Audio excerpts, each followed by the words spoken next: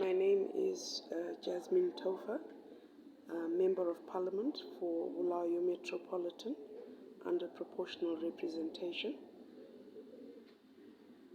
I am also the cluster leader for the Insiza by-election. What really happened and what brings you here in this hospital? Okay, we were doing our routine mobilization and we're doing our routine mobilization as well as inspiring voters to go out and vote.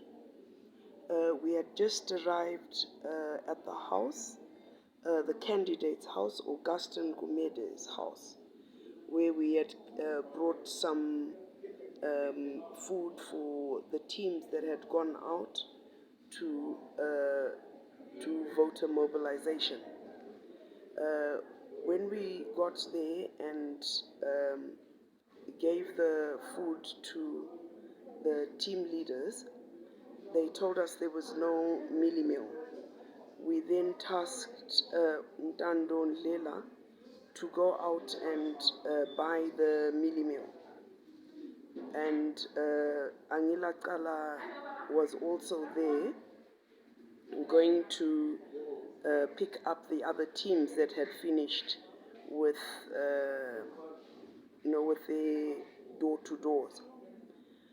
Within about half an hour of their leaving the premises, I saw Sengezo, a young man, a youth, by the name of Sengezo, coming running out of the bush with his hands up, and he seemed to be in a panicky mood. And I said, hey, Gwenzagalani, there's Sengezo coming.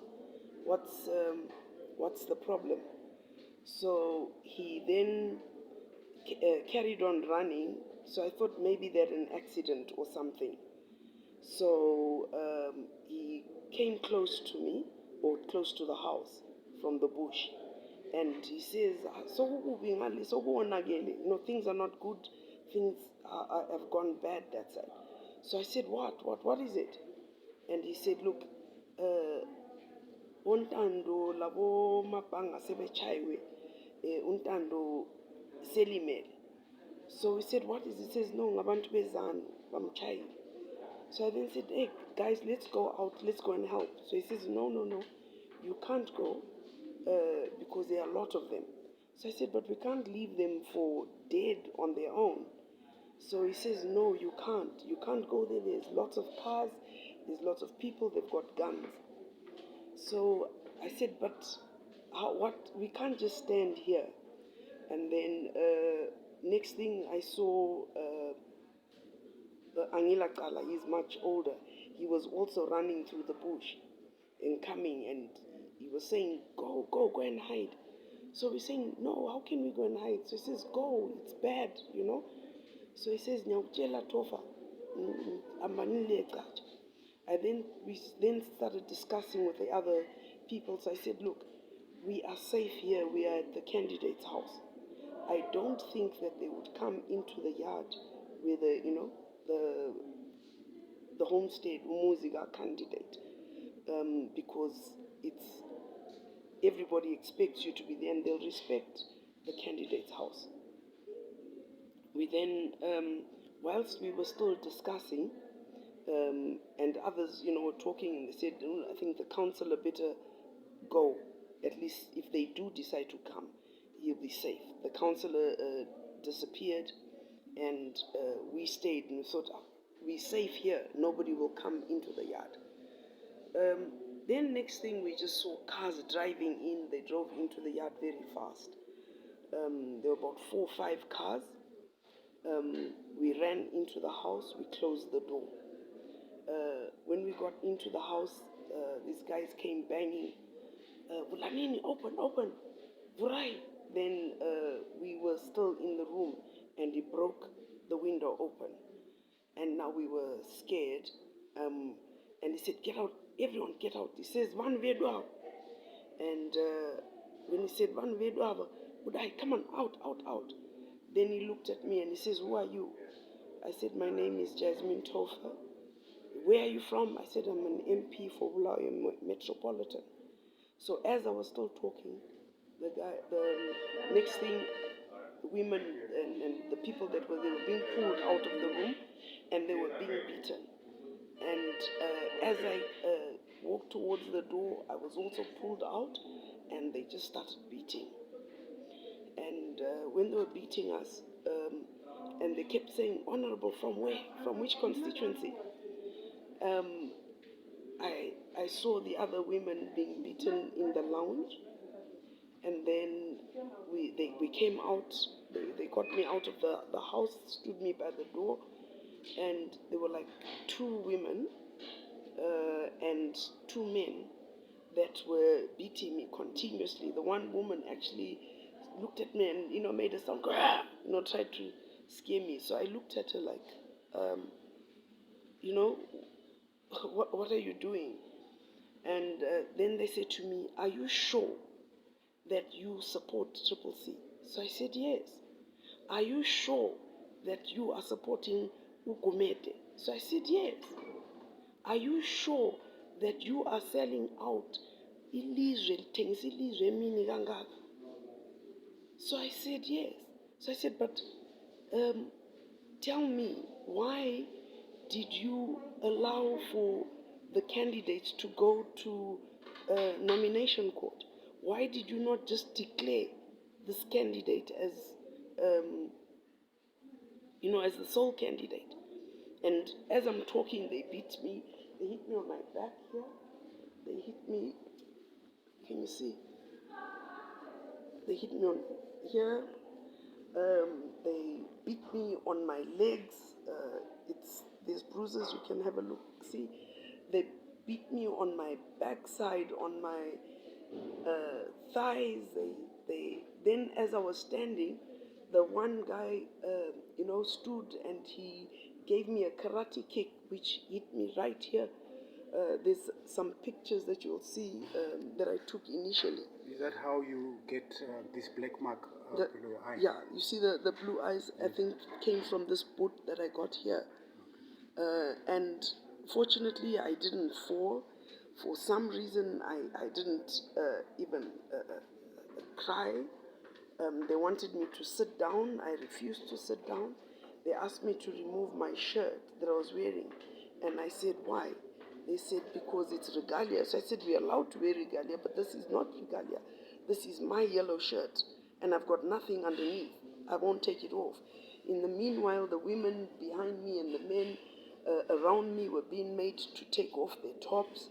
The old women, some of them had no bras. Some had, they had to be naked as they were. They pushed me to move away from the door, and they kept hitting me. I've got marks all the way, on my backside and on my hands. And you see, like every time they were hitting, I was blocking. And that's what resulted in the fracture. I have a fracture here, and I have a fracture on my wrist. I think it's instinct for one to block when somebody's beating you the way that they were beating. It was so painful to see old people being pulled out and beaten. They spilled the food that was there, that was being cooked. They took the meat. Everything was just strewn all over. I've got pictures to that effect. They were just randomly hitting people. They broke the councillor's furniture in the house. They broke the TV. They broke the lounge suite. They broke the asbestos sheets that I think used obviously to build his homestead. And some people were running away, trying to get away from these guys, and they would call them back, come on, get back here. And they definitely wanted me to sit. Once you sit down, they beat the hell out of you. and I refused to sit because it made no difference whether I sat or if I stood, they were going to hit me.